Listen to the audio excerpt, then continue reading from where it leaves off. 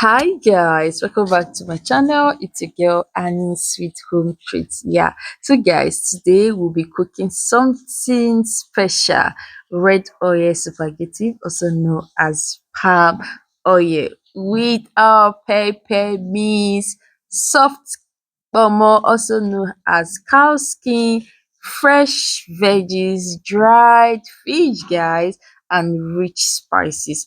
This dish is full of flavor and true Naija vibe, now. So guys, these are all the ingredients we'll be using for it. With our pepper mix, yes, our pepper mix is made of tomatoes, crayfish, onion, and pepper. So guys, let's get started. Watch to the end, subscribe, like, and drop your comment below. Thank you.